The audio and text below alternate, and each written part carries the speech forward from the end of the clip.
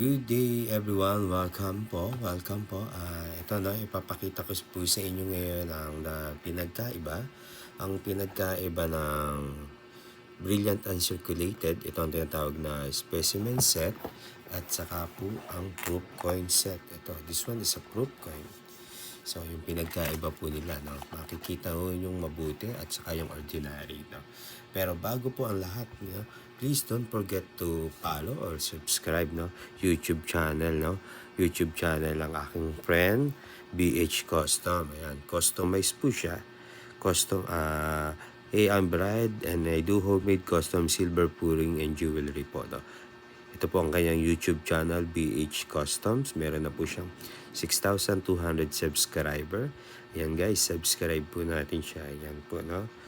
And please, no, meron siyang mga video, no? Watch nyo lang po, no, kung paano niya ginagawa yung mga homemade yung mga silver sa pag-pour. So guys, ito na, no? Punta na tayo sa pinagkaiba. Unahin na natin itong Brilliant Uncirculated. So, ang pinagkaiba nito, ating alamin. So, ito guys, para mas makita natin, tanggalin natin. Remove ko lang sa kanyang lagayan. Ayan. So, guys, ito yung Brilliant Uncirculated specimen set. No? So, nakikita niyo yan, sealed naman yan. Parang lumagkit lang na. Pero magaganda pa rin yan. No? And, ayan, no? Ayan yung pinagkaiba niya.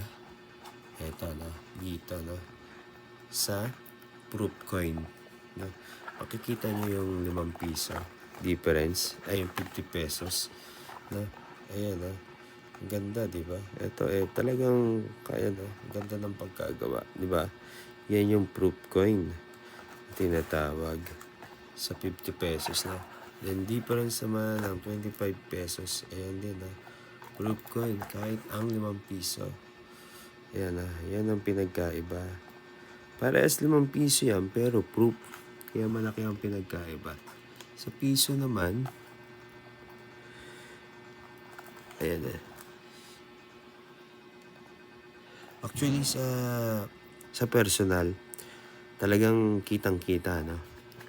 Kitang-kita, no? Kitang-kita yung pinag-aiba ng proof coin sa hindi. So, ayan, ha.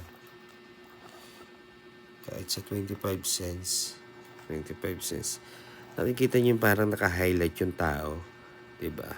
Makintab na makintab. So, ayan na yung mga pinag-aiba ng proof coin sa Brilliant Uncirculated na specimen set. So, iba ho talaga yung proof coin na. Kahit yung 5 cents. So ngayon guys, hope na nakatulong ako. Nagkaroon kayo ng idea, no, kung ano ba yung pinagkaiba ng proof coin sa hindi proof coin. Bukod sa, syempre, kung hindi natin alam, madali tayong medyo pagkakamalian. Pero sa specific, sa ano naman, makikita nyo, no, yan po, no, 40mm, 38, 36, 29, 18. Wala po. Pero same lang din naman siya ng same lang din siya ng silver niya. Para silver lang yung 50 at 25. Ayan. Pinagkaiba lang talaga is yung finish niya, no? Kung paano siya. Ayan. Ayan guys, na. Ayop, nagkaroon tayo ng konting dagdag na kaalamanan. So, ito nga po. Ayan guys, please don't forget to subscribe my friend of BH Custom and watch po yung mga video niya. Ayan, thank you everyone and God bless.